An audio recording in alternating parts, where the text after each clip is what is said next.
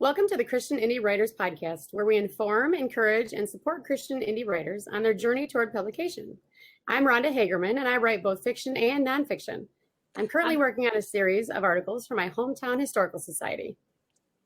I'm Jamie the Interrupter Hirschberger. I write short fiction under the pen name J.R. Nichols. I'm Jennifer Carl Tong, and I write historical Christian romance.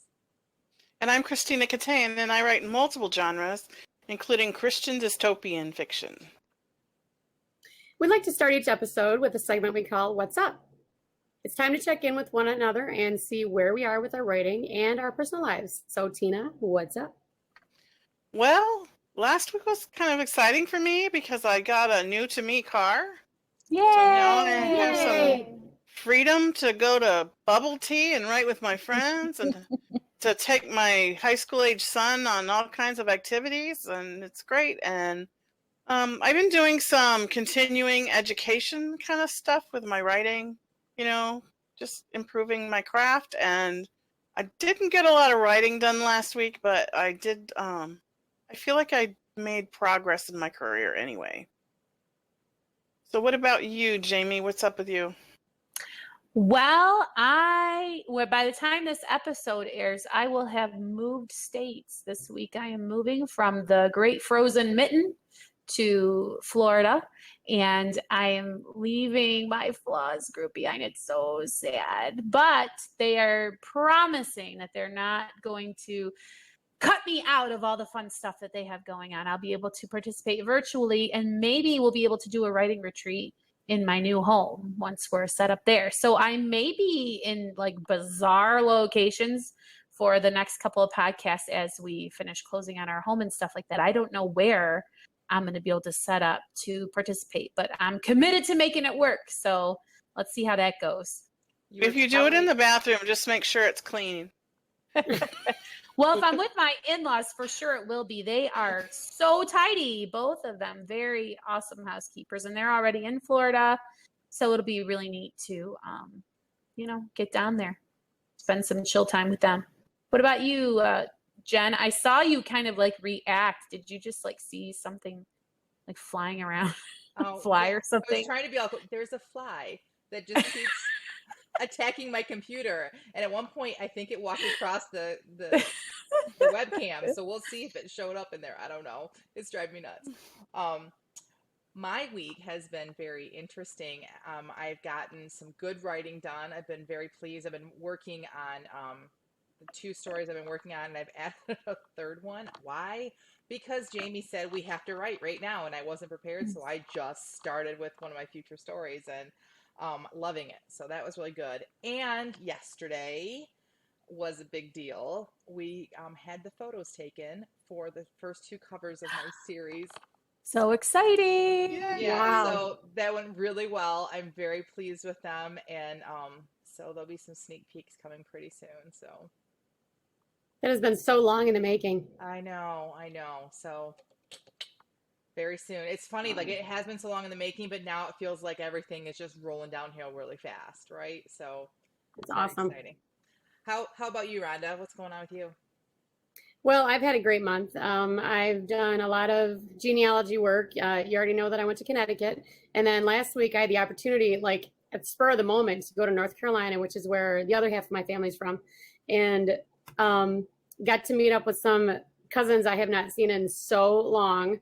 I mean, their children they were babies and now they're full grown, and got to see just some areas that they live in the northwestern part of North Carolina. And it's just so beautiful down there. And I just love the people, whether they're related or not. And pretty much everybody's related anyway. So got a lot. That was just so much fun. Got a lot of new ideas for my blog and also my articles. And my blog is coming along really well. And I guess we'll talk about that later. But anyway, that's what I've been doing. Great. So, all right. So this week we are going to talk about prepping for Nano. So, who wants to start?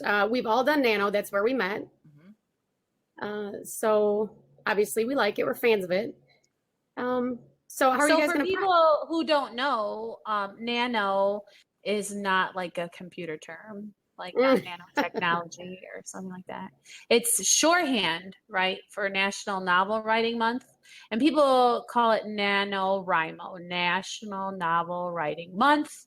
But then we just shorthand it as nano because we're trendy and we say everything short. Right. It has nothing to do with the fact that we're lazy. It's all about being trendy. Energy efficient, right, Tina? Energy efficient. That's right. Not So lazy. it's every November.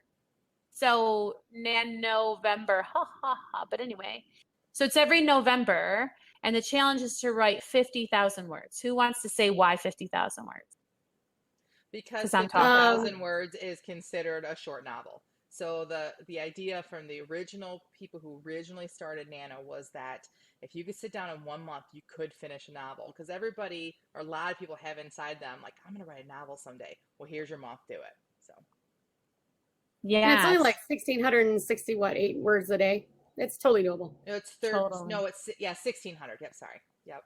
Yeah, and that's so funny how we are all like, oh, that's totally doable. Because I remember the first time I considered, I was like, whoa, because I had no idea what I was really capable of in a word sprint or anything like that, because I was brand new to like trying to be a writer, you know? So maybe that's where some of you are, but it is totally doable. We are all here to tell you that you Because can they're do not it. perfect words. They're not perfect words. They are rough draft words. Yes. Right. Mm-hmm. And can I just say how impressed I am that you just like did that math in your head, To me? Rhonda? Yeah. Oh, well, thank you. I'll take credit for that, but no, I've been thinking about it the last, 5 years? And so it's kind of implanted in my brain. But yeah, okay. math, totally. So Well, you do Nano so that you can get that book written, so you can get more writing done. Even if some people do it as their first introduction to trying to start writing, they decide, okay, I'm going to commit myself this month, and then they start writing their book. Other people like us who have been writing use it to maybe like kickstart a project or to get ourselves focused again. And you also can use it to meet people, because we all met each other through Nano. Our local NaNoWriMo group meets every Saturday and Sunday during November, and that's how we met. That's how we all connected. So it's a great way to find other people in your genre, find other people with like minds, just other writers, because let's be honest, writing can be a very solitary commitment. So having friends and having other people, that understand what you're going through is a really great thing.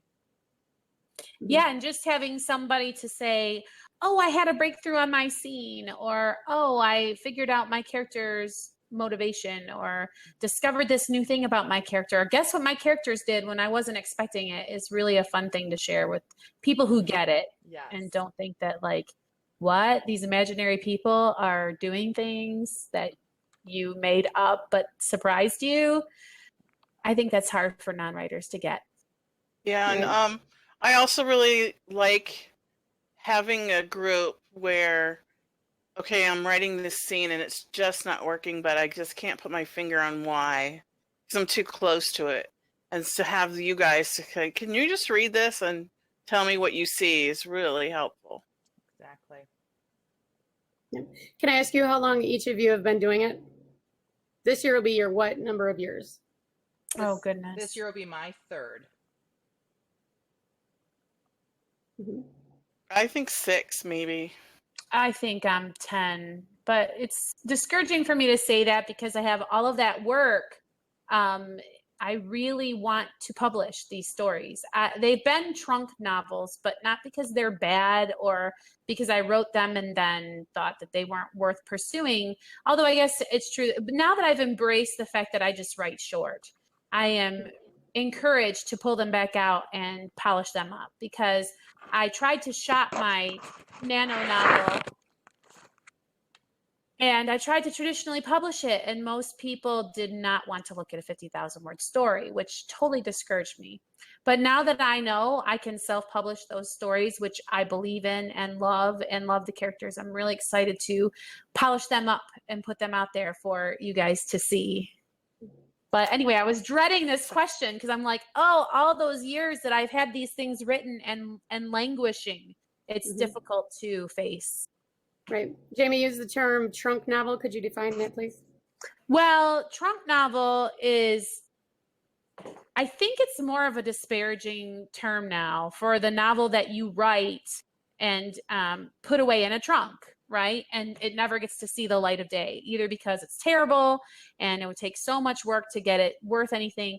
It's basically like maybe the first novel you ever wrote, and I've seen people say, don't submit to us your trunk novel. Let me dust this whole thing off and send it out somewhere and see if someone will like it. So that's how I understand the term. But Jamie, I know Tina? you said you were dreading sharing that information, but I think that will be so valuable to so many people that are listening to this podcast, because how many of us haven't been where you are? I think we all come to publishing or writing expecting that we're going to traditionally publish because that's just how it is, right? And then we discover that the world of publishing has changed so much, and catching up with it, I feel like traditional publishing in a lot of ways hasn't caught up to where publishing is today. So I think that will encourage others to know that maybe there's someone out there that feels the way you did, and now they can see that they can publish and that they can move forward. And I hope that this podcast helps to encourage them to do that.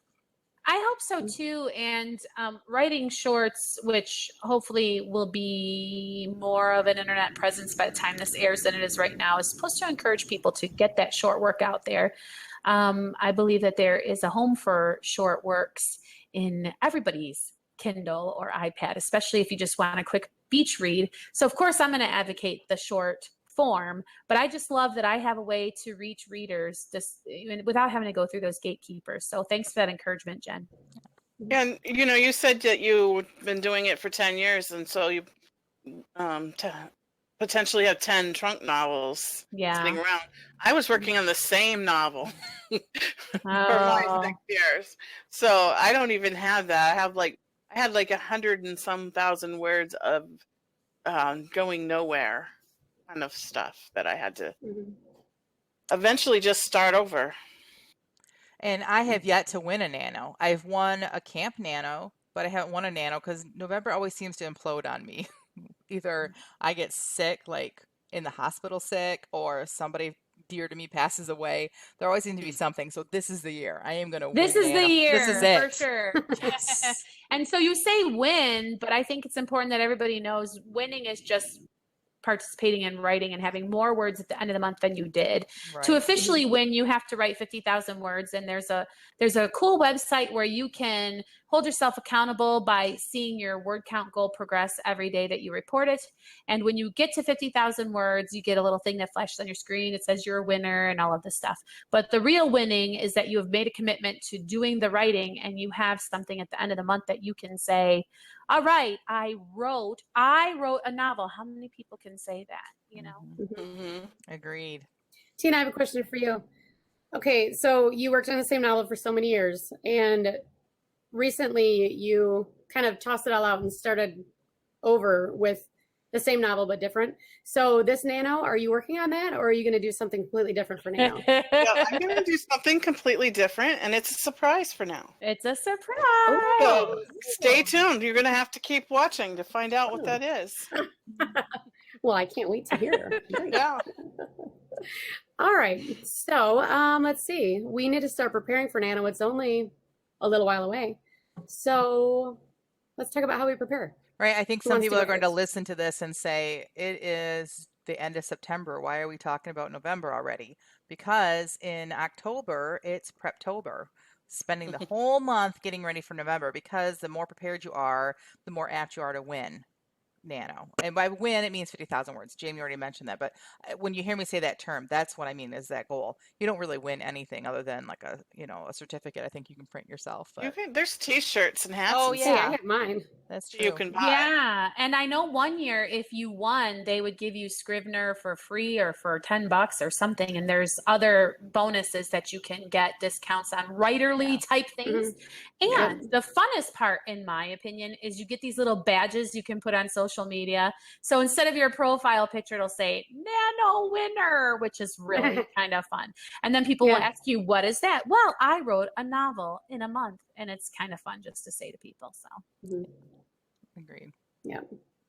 Okay. So, are you guys gonna plot? Are you pantsers? Are you gonna plot, or are you gonna continue pantsing, or what's going on?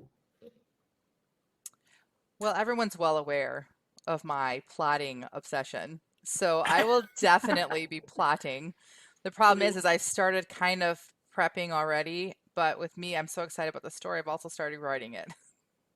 So I may not write the complete novel in November, but I'll get 50,000 words, and I'm not going to cheat. I won't like add these ones to it. But for me, the way I prep is first of all, I start with an idea.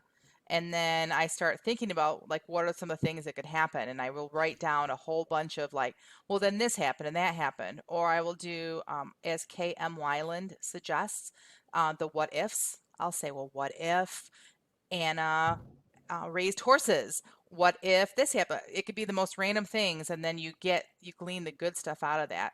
Once I have kind of a list of what's going to happen in the story, then I decide, okay, what are my disasters and where do they fall? And I make sure that I have, and when I say disasters, that's always the word I use, but it's a plot point. It's a turning point in the story. So I figure out where those are and I make sure that my story is balanced, and then I start plotting it out. So I do all that before I do any research, before I really start to develop my characters. For me, the story I do first so that my characters can fit the story. Because I think you guys know by now that characters are really important to me.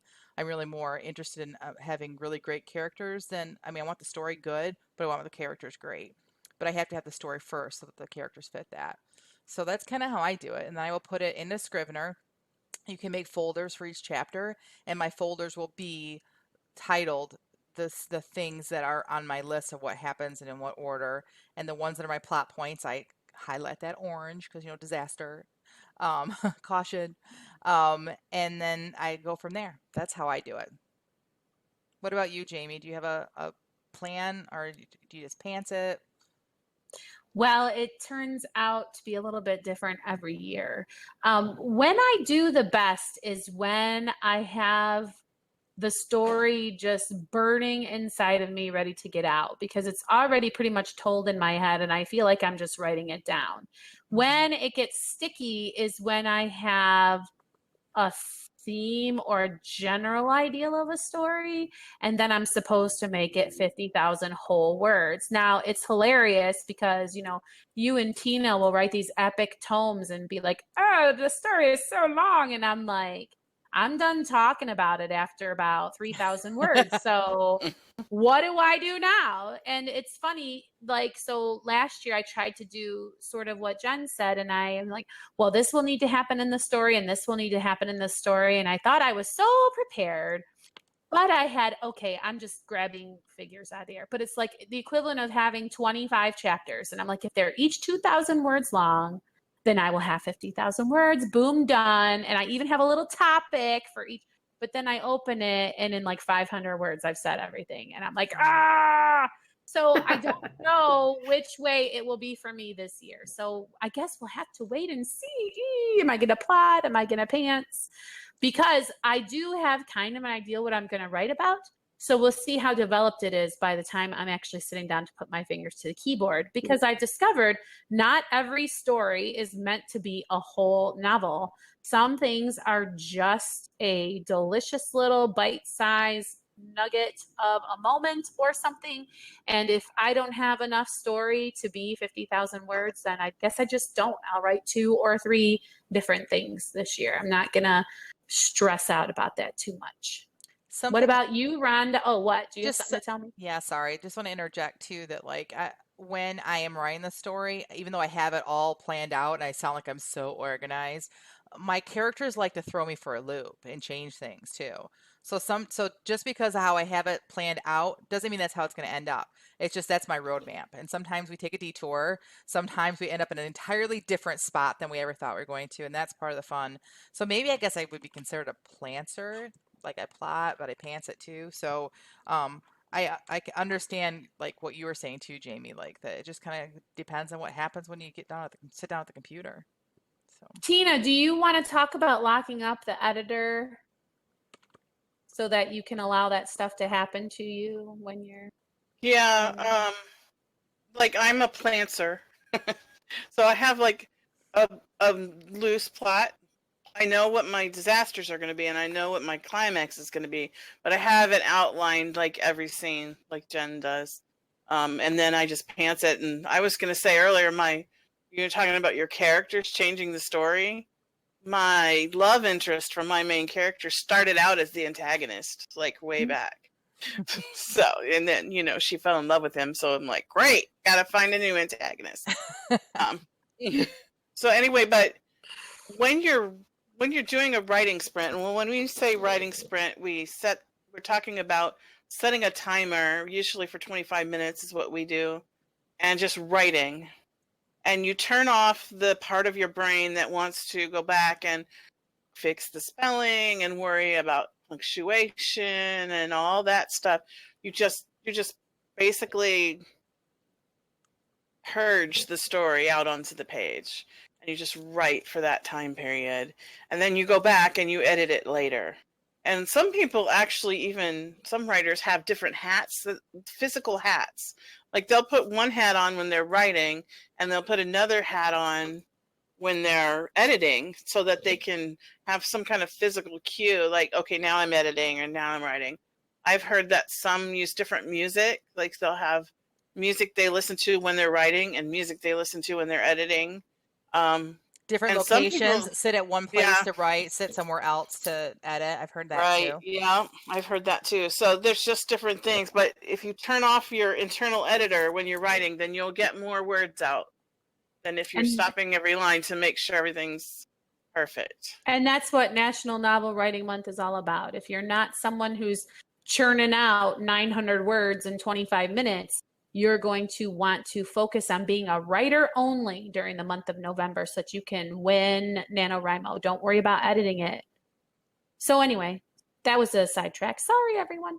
And like Rhonda had mentioned earlier, is that these aren't great words. These aren't perfect words. These are words. Now, you'll be surprised, I think, because I think all of us are, that when you write in a sprint, even though you're not thinking really hard about it, sometimes your best words come out because I think you access a different part of your brain and it just kind of is able to flow.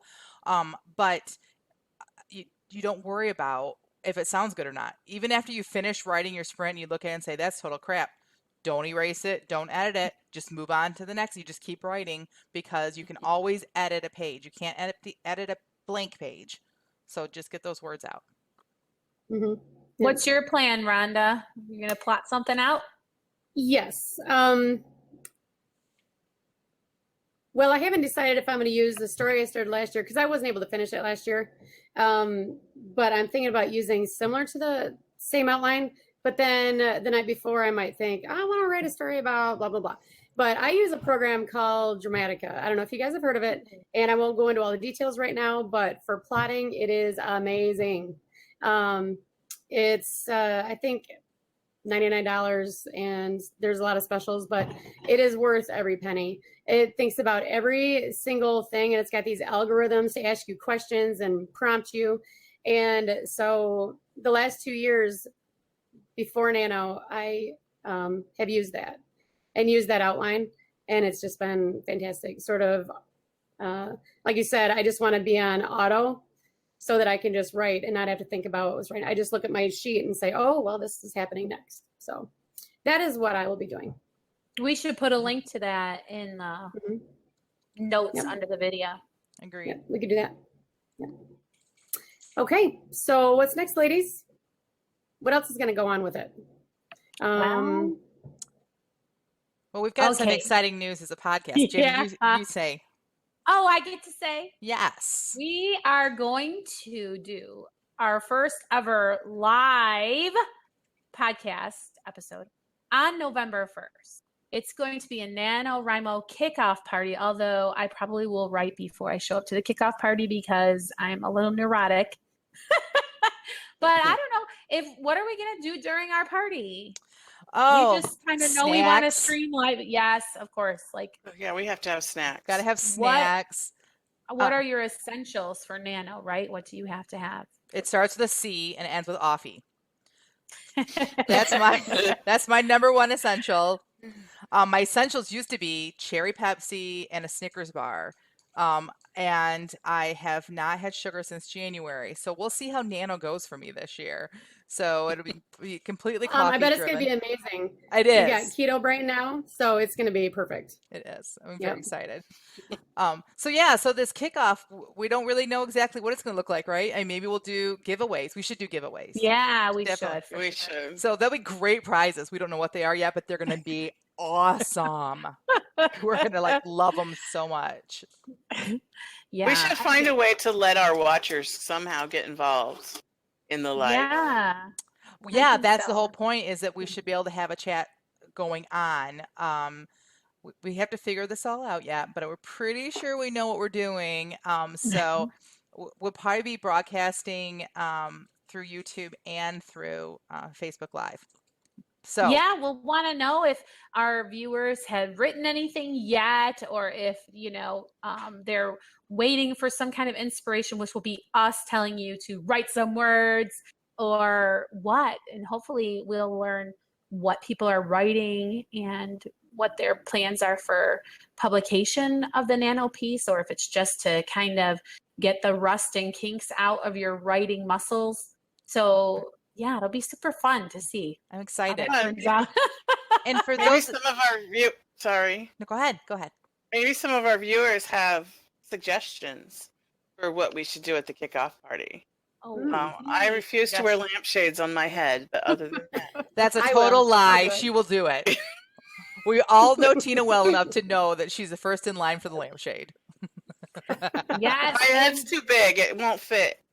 Maybe our viewers can send us some advice about how to do the technical part, right? Because I have to Skype in from sunny Florida, and then the rest of you all, it's going to be very interesting technically. So if you have any advice for us, shoot us a message about that too. And if you're watching this, chances are you've probably found us through social media, Twitter, Instagram, maybe our Facebook page. But if you are not already a part of our Facebook page, liking us or following us on Facebook, go over there and do that right now, because the whole month of October, we're going to be doing some fun stuff in there throughout the week, not just for the podcast. So we're going to be showing up on the Facebook page to do some fun stuff. So make sure you follow us on Facebook. And that link will be below as well. Fun. All right. Is it backfeeding time already? Wow. I know, my Yeah, back came is up feeling a quick. little rumbly in the tummy. We sure have become more efficient, haven't we? Mhm. We Yeah. were just looking back at our first episodes and how long they were, but we're getting it figured out. I knew this would happen. I knew we would, but yeah, it was pretty enjoyable to go back and look at those. Mhm. Yeah. All right. Well, let's feed our bags. All right. I'm ready. Okay. Been a while. So yeah, I don't know if I didn't get a beginning, middle, and end. Like I got a Yeah. beginning. Did anybody get to the end in their story today? No. Mm, But not I did me. get all the words in. This week's activity was we once again went to the website that we will put below with that way you can randomly generate words for a word sprint. And we had 8 words. The words are location, assembly, concentrate, orthodox, referral, advertise, omission, and represent. So those are the 8 words that we had to use, and we only had 15 minutes. Only 15 We minutes. only had 15 minutes. We like to repeat that over and over Was again. it 15 minutes? Because I didn't feel like it. We like to repeat that over and over again so that you are very forgiving of some of these that we write. And I know we say that a lot, and then we're like, oh, no, your story's so good. No, I really honestly think that when I read mine, you guys are going to be like, those are words. So that's about the extent of the feedback I'm expecting today. So, all right, who would like to go first? How about a volunteer? I'll volunteer. Get it out of the way. All right, Tina. All right, Tina. Because I did not finish my story, and you're probably going to not think very highly of my main character, even though he's not up to what you're going to think he's up to, because I didn't finish. Oh. Here we go. Okay, do we need a not safe for work warning or anything like that, or are you going to be good? It's fine. Okay. Okay. Jerry did his best to concentrate on what the speaker behind the podium was saying. He bounced his leg up and down, hoping the movement would keep his eyes from falling shut. Part of the problem was the location. The assembly hall was hot, and the smell of many different perfumes and colognes mingled together into a scent that reminded him of bug spray. Ugh. It was giving him a feeling of mild nausea to accompany his drooping eyelids. He'd drunk way too many cocktails in the hotel bar the night before, and the behavior that followed was less than orthodox. Usually mild-mannered and a bit shy, he found himself up on stage belting out "We Are Family" with several women he'd never met before. They grabbed him, laughing and dancing on their way up to their turn at karaoke, and drug him on stage. The joviality was infectious, and he soon lost himself in the song.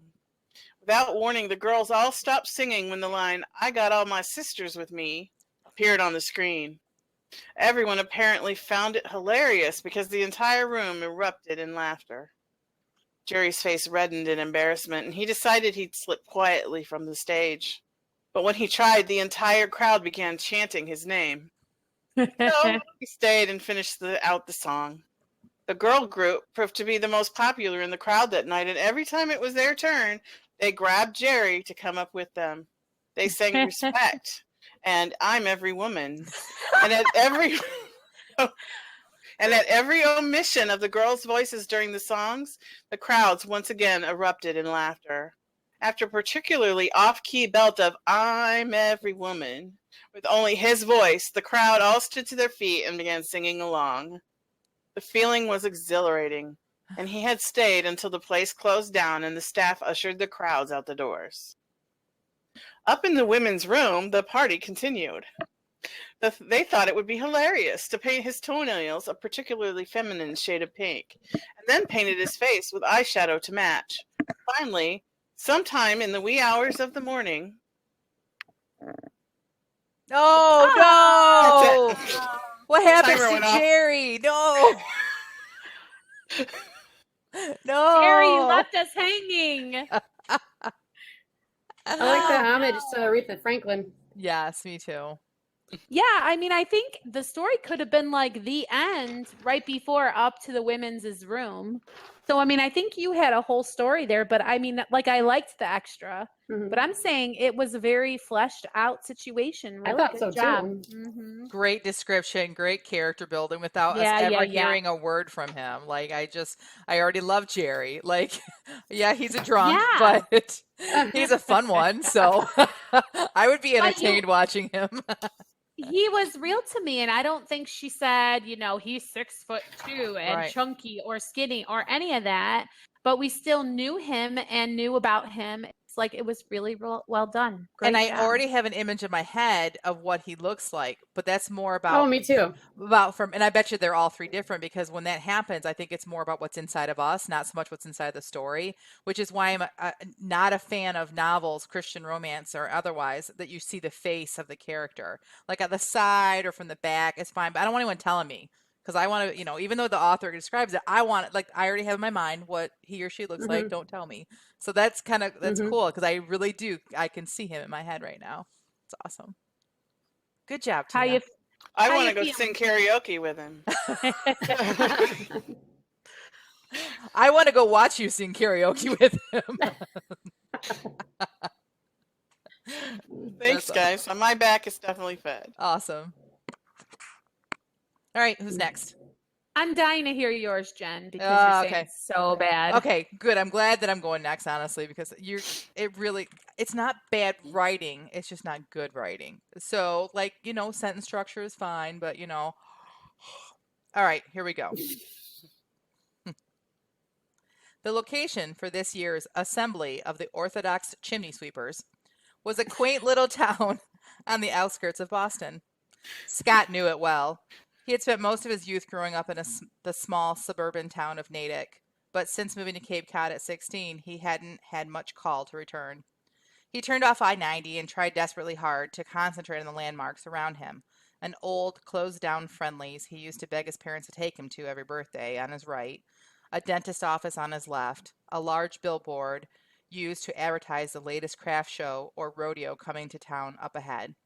It was all very familiar, yet different, like when you dream about your childhood home, but the home in your dream is nothing like the one from your youth, just a fantastical creation your mind has created to represent some aspect of your memories of that house. He glanced at his confirmation email again. 325 Framingham. No mention of street or avenue or lane, an omission that could cost him precious time since Natick could actually have one of each. That always annoyed Scott. If you have a state road, for the love of all things holy, don't name another street State Street. It is unnecessarily confusing. Fortunately for Scott, sure. there must have been only one Framingham, or at least that's what his GPS said. He had referred to it often on the trip up from the Cape. There it was, the Natick Visitors Center. Scott glanced. This place doesn't even have a chimney. They should have kept the venue in the back bay. The food was better there, too. All they have here is an IHOP and that steakhouse everyone raves about. Scott could never remember the name of that place, even though there was a complete line of salad dressings named after it. All he could think of at that moment was Hidden Valley, and there was nothing about Natick that spoke of a idyllic setting that would be named Hidden Valley. He stepped out of his car, grabbing his broom as he exited. He had arrived early enough to peruse the hall of vendors, and hopefully early enough to corner the salesman at the Acme Broom Company about the shoddy broom construction. That's it. Why did I write about a chimney sweep? Like, I was going to ask you. What I don't know. inspired that? I don't know. Like, I wrote that. I wrote that first sentence. The location of this year's Assembly of Orthodox Chimney Sweepers, and then I stopped. I'm like, I'm not going to write about chimney sweeper. And then I was frozen. Like, I couldn't write anything else. And I'm like, I guess I'm writing about chimney sweeping. And I just went on with it. I have no idea. Those are words. Well, I think it was kind of neat, though, because I know you personally, that you have some experience with Boston and that you knew. And so it kind of made me think, oh, so this is what Boston is kind of like. And I did like the bit about the streets because we're shopping for houses in Florida and they have this weird thing where it's like county, road, state, route. Like the ends of the street names are so weird. So I was totally tracking with his complaining. So I thought it was good character development, and it wasn't horrible, like you said. The chimney sweep thing, though, did kind of seem to. He grabbed his broom. Oh, that's right. He's a chimney sweep. But the story itself was well done, I thought. Oh, thanks. I had to put that chimney sweep thing at the end because I had not addressed the fact at all that he was going to a chimney sweep convention. And the building doesn't even have a chimney. It doesn't even have a chimney. But he still grabbed his broom. Who chose? Because he's going to return it. That was where I was going. He was like mad about the construction of it. So I don't know. Who knows? I really, this is kind of a good question about inspiration. Is why did you just watch Mary Poppins, or did they have chimney sweeps in Boston? Or? No, I wish I could say that was my excuse. I wish there was some like logical reason. I like chimney sweeps. I do too. I want to Dick Van Dyke's the best. Start singing Chim Chim Chiroo. I know, I love Dick Van Dyke. But like, I don't know where all of a sudden Boston came from. Like, yes, I used to live there, and I used to work in Framingham, which is a town next to Natick. I don't know if there's a Framingham Road in Natick. I would just totally guess that. But a lot of it, like I-90, that's true. The Back Bay would have had a whole lot more chimneys than the location of where they are. But Natick isn't exactly not idyllic. It's just a nice little suburb. But I made it sound like it was, you know.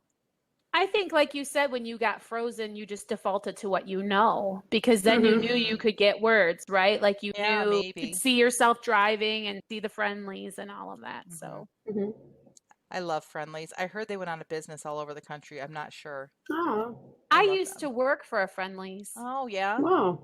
I've never heard of Friendlies. I haven't either, but I'd like it. Yes, they have the best ice cream. That you go there, you eat the food Hand just to scooped. get to the ice cream. Yeah. So, all right. So, Rhonda, you or me? You want to play rock, paper, scissors to see who has to go? Or yes. Do you want to volunteer? Right. I'll volunteer because mine is horrible. Okay, so I typed it this time, and I did exactly what I know that I do every time. I sat there editing the whole time because it's so easy just to go back, so it's very short, and it's still horrible. And I forgot about putting my words in. But we only had 15 minutes, right? Right. Okay. Only 15 minutes. Yep. All right. You ready? Yes. I entered the warehouse feeling very bewildered. Why did they ask me to represent the group? I have no skills required for this. I hit this. Oh, I spot the location that was described to me and head over to it. When I saw the advertisement in the paper asking for a writer, I thought I'd be able to sit behind my screen in the privacy of my dark living room. The screech of a metal door on the concrete floor brought me out of my thoughts and back into right now. It made my skin crawl. Entering through the door, I could only see the silhouette of a person with a large hunch on his back. I dropped my backpack to the ground and fumbled around for my notepad. Why weren't you holding this? I scolded myself. My pen wasn't attached to it anymore, so I had to find that in the messy bag too. This is too noisy. There's a figure shadowed in the doorway. Maybe it's a beautiful princess. I scrawled with my usual sarcasm. It usually gets me out of whatever pickle I'm in, doesn't it? No, it usually makes it worse, dummy, myself scolds me. I glanced back at the figure to make sure it's still on the other side of the room and notice it moving in a strange way. I concentrate on the vision behind me and realize that it's shape-shifting. They didn't advertise this when they hired me. I thought the group was a very orthodox writing clutch who needed someone to edit their work. This job here was a big-time omission, and I do not feel they represented themselves honestly. A screeching noise from the dimly lit doorway brings me back to the now. A large pterodactyl. The end. Yeah. Oh my God. You end with pterodactyl? How can you end with pterodactyl and leave us hanging? Because that timer said 3. Yeah, 1. and I'm very stop. obedient. I knew that you were close to the end because you'd already told us that the last sentence was, because you forgot about the words, the last sentence was full of all those words. I know. That's awesome. Yeah, I think one 8-letter or 8-word sentence has like 4 of the words in it. I really like when Sweet. you write first person characters, how they are not shallow, and I don't know, you learn a lot about your characters even though it is first person, which is difficult to do. I think you do it well. Yeah, Thank you. Yes, I agree. I really loved that from before. I loved this piece, but I also loved when you were writing that detective noir. That was a good voice Yeah, there. I love love that I need to voice. go back to that one. Finish that one. Yeah. Yeah, it's so close. You just got to polish it up a bit. I think people Yeah. would love it. Mm-hmm. Oh, thank you. Yeah. Thank you. Okay. All right, Amy. All right. So you. remember, I started out strong with these words that I was supposed to include and then forgot all about them. They were promptly abandoned. All right. Trudy flung open the heavy metal door that separated the cafeteria kitchen from the hallway. There, wearing a fedora and an ill-fitting suit, stood a young man carrying a battered suitcase. "Good afternoon, madam," he said, tipping his hat. "I, Neil Fitzgerald. I represent the Oklahowa Orange Juice Company. I was hoping I could have a few minutes of your attention." He produced a business card from his suit pocket and offered it to Trudy, who took it and glanced up at the clock. Morning assembly would be over in 15 minutes, giving her an hour and a half to have lunch ready. "Look, mister, I'm a bit pressed for time," she began, but the young man held up a hand. "I have a referral from the superintendent. He wanted me to stop by today and show you our new line of concentrates. Of course, we carry the more orthodox pulp-free and low-pulp varieties, but we are introducing a new line of fruit blends, such as pineapple orange." "Kids will turn their noses up at that stuff," Trudy said. "Referral or no, I'm afraid I'm not interested." "Well, with all due respect, ma'am, you didn't let me finish. What I have to offer you today is more than just a delicious beverage." Trudy said, crossing her arms. "May I step into the kitchen?" he asked sheepishly. Trudy allowed her eyes to travel up and down this lanky boy, for a boy he seemed to be to her, probably fresh out of high school and trying to make his way, like her own nephew, Buford. Considering whether she might be able to make time to hear the young man's pitch, she herself was a fan of orange juice and had curiously eyed the new blends on the supermarket shelves that she'd never found room in her budget to allow. She reckoned she might be able to reheat the frozen dinner rolls she had on hand instead of making fresh for the young'uns today. "Oh, fine," she finally said, careful to conceal her own enthusiasm about the product under a veil of irritation. She stepped aside to let him enter. The man worked with the efficiency of someone who had been in several institutional kitchens, flinging open his case and then washing his hands in the appropriate sink before arranging his samples on the counter. Once set up, Neil stood to the side of his display and flung his hands toward it. I present to you 3, 2, Ah. stop. So I write about a chimney sweep convention. You write about a door-to-door OJ salesman. The minute I saw concentrates, it was all over. This is Well, an we orange know what juice your story. inspiration was. That's awesome. I'm not sure what Rhonda's was. Was that a dream? Like, Well, mine was, I know it was terrible. It was, someone was sent on had just gotten hired for something and she totally, or he, whatever, didn't know what they were signing up for. They assumed it was one thing and it was something else. And so they were, I don't really know how it was going to end, but they were out on assignment, basically. So they were going to be sort of a reporter, sort of. and there were pterodactyls and hunchbacks. Yes. And shapeshifters. Well, it was going to be a fantasy land. Oh. It was going to, when, I thought maybe it was a movie set then, if he wasn't a dream. well, I was thinking about it was going to be a theater, and all these actors were coming out of this door, but then I thought, well, maybe there are going to be monsters coming through, and when he writes the information down, then they would change into whatever he wrote. Like he had the power to change them by his words. Wow. So, That would be cool. That would be very cool. Yeah. well, I was thinking about maybe doing that for Nano. Oh. No, I don't know. We'll see. Yes, because if you kept writing, who knows what you would discover. Right? Yes, I know. I would know so much about my character if I wrote it. Jamie, I love, speaking of characters, I love your characters. Like, I love that every time you write, even like a little thing like this, like you always are able to find personalities that we all know. Like each of us know someone like this lunch lady or this cafeteria worker or whatever. We all know like a skinny kid coming out of high school trying to do sales. You know what I mean? Like I just really love that you have that ability to do that. Like it's almost like you have this bucket full of people and it's just unending. You can just keep pulling out all these people. That Like you And they know. have the most interesting names. Yeah, Buford. Buford and Buford. Trudy and Yes, love it. Thanks. That's great. Yeah. Well, thanks. My back is very fed. Thank you. Awesome. Okay. Well, let's see. We need to fess up what we've been doing, right? Yep, accountability corner time. All right. So, our accountability corner is where we check in with one another to make sure we are each moving forward on our journey toward publication. Of course, there are many paths along the journey, and each looks a little different. And we all know that everyone moves at his or her own pace. So in our group, we each set our own SMART goals, goals that are significant, measurable, attainable, relevant, and time-bound. Then we announce them here on the podcast. So I will ask Jamie. How are you doing? How did I do? Well, Yeah. Did you you know, meet your goals?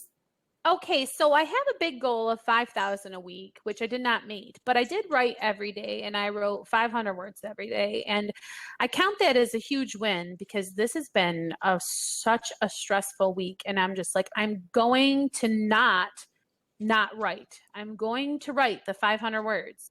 You know, no, come what may, I'm doing it because I've been writing every day since June and I really want to keep my streak going. And despite the fact that there's been so much pressure, and it's also kind of getting to the point where I feel weird if I haven't written, like it nags at me kind of all day. And I'm not sure how much of that is guilty conscience for not being accountable to myself and how much of it is just now it's something that I just do. So we'll see. I mean, I'm going to be traveling. I don't know. I'm committed to continue to write something every day. And when I get those 500 words, happy me. So my answer is yes and no. And then for the next week, yes, I want to write every day, 500 words a day. And this time I'm not going to put a big number on the end of that. I just want to write every day with the goal being 500 words. Mm-hmm. Jamie, would you be able to dictate while you're driving? Maybe, but I don't know that I I don't know. I tried a little bit of that, like on days when things were kind of super crazy, and I did say some words into like a talk to text situation, but it's not something that I like say, oh, that was great, or I gravitate to it, or whatever. I don't know. I mean, it's an idea. Mm-hmm. It's definitely an idea to try. Right. Because you could just talk it out with Riley maybe, or Yeah. whatever. But I'll tell you one thing that you do is on our Facebook page for the four of us, when you do your accountability page for the day, that's really helpful. I know that maybe all of us don't respond to it every day, but when I see that, it does get stuck in my mind. I'm a very visual person, and saying that, are you being accountable? How many words have you written? And I'm like, none yet. But anyway, I'm thinking about it though, and it's very helpful to me, even if I don't meet my goal every day. Maybe we should consider having a similar accountability in the Facebook group for our podcast to help hold others accountable. Maybe they could just check in, if it's not every day, maybe weekly with goals or something like that. It's something we should Good talk idea. about. Yeah. That's a great idea. Right. Okay. Tina, what about you? Well, I kind of got thrown off track because of my vacation.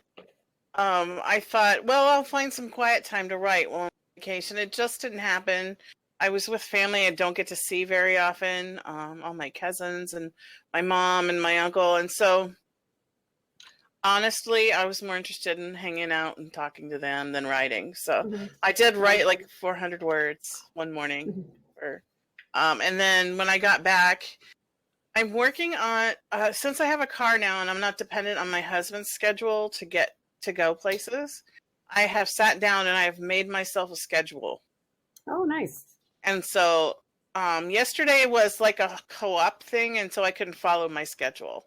And today's we're recording the podcast, so again, I couldn't follow my schedule. So hopefully tomorrow I will be able to follow. And I'm gonna have to schedule in the things that mess up my schedule, I guess. Yeah, so then every Tuesday is right. So then you have a week picture and a day picture. Yeah. Yeah. And I have a doctor's appointment tomorrow morning, so then you need a month picture. Yeah. But you need a bujo. I ordered one actually. Oh, you did? When I sat down to make my schedule, I was like, I need one, so I ordered one from Etsy. Yay! So we'll see if I use it, but I ordered one. It's very addictive. Maybe we need bujo accountability. Yeah. Yes. Okay, Jen, what about you? Well, inspired by Jamie, I have changed my goal to be 500 words a day, because what I found is I'm much more likely to sit down if I think to myself, I only have to do 500 words. And then I find that I do way more than 500 words when I do that. So at 500 words a day, 7 days a week, because before I was just doing 5 days a week, 500 words a day, 7 days a week, that's 2 full-length for the year. Wow. That's pretty decent. So, I stuck to that except for one day. I missed one day that I wasn't able to do it. There would have been more days if Jamie hadn't harassed me at least once, and I really appreciate her for that. So this coming up week, my goal is, again, 500 words a day, and to have at least a rough draft of the cover for the first release of the series that I'm releasing soon, and releasing a podcast. So we're doing all that. So this is a busy week, but a very doable week, and I'm very excited about it. What about you, Rhonda? Yeah, it's really strange because, people who are watching this episode have probably already seen the episodes that we've launched, and this is like launch week. It's so just bizarre. So you're sort of time traveling right now if you're watching this episode. Wow, that's cool. All right, Rhonda, what about you? All right, so let's see. The goal I set was a long time ago. All right, so what I wanted to do was get my blog launched. And so what I decided to, my blog is ready. I can launch it right now. Yay! I can just push the button and go. But I decided I'm just going to go ahead and do it the same day the podcast is, just to have like a concrete date, like a reason for it, But when I was gone last week, I got so much accomplished. Even though I didn't write a ton of actual words, I've got so many outlines so many new ideas for my fiction and nonfiction that I'm just ecstatic. I can't wait to get them all written. I've written a couple of them, but so anyway, I don't have a. Now that I'm back, and September is always like a new start for me. I'm sure it is for everybody. And I would like to start new habits, and having a word count every day. Maybe I'll just do 500. I don't know where I heard that before, but maybe I'll just go with that. And so anyway, I feel good about it. It's a popular number. It is, isn't it? Yes, yes. All right. So. Well, good. before we leave the accountability corner, I want to say that thanks to Tina is why I wrote yesterday. I was with her on this. It was just this marathon social event. And she said, I brought my laptop. What are you going to be doing while X, Y, and Z is going on? And so thanks to Tina, I went to my house and got my laptop, and I actually wrote 600 words. And it was because Tina held me accountable. So this is another reason why it's good to have writerly friends. Yes. Writerly friends where when you're maybe feeling like maybe we could just sit and chit chat, the other one is saying, no, let's write first, so that you guys are holding each other accountable. And I'm not sure what was going on, but while we were sitting in my car with the air conditioning on at a very hot day, all the teenagers kept looking at us and laughing as we both had our laptops out in the front seat of my car. So I would be interested in asking them what was so funny, but I'll have to find that out. Story idea. Mm-hmm. Okay. Well, I guess that's it for today, right? Yep. All right. So then it's a good time to remind our listeners that we have an excellent resource available to you when you join our mailing list. In addition to never missing an episode of the Christian Indie Writers Podcast, you get a free download of our critique sheet, which will help you both give and receive critique. Click on the link below to join our mailing list and receive your free cheat sheet. Also, stick around for the postcast, exclusive content available only to our Patreon subscribers. If you are not yet one of our valued Patreons, click the link below and you'll be granted exclusive access to our podcast. So, this concludes the Christian Indie Writers Podcast. So until next week, may your pen be prolific, your deadlines be met, and may all of your words honor Christ. Amen. Bye. Bye.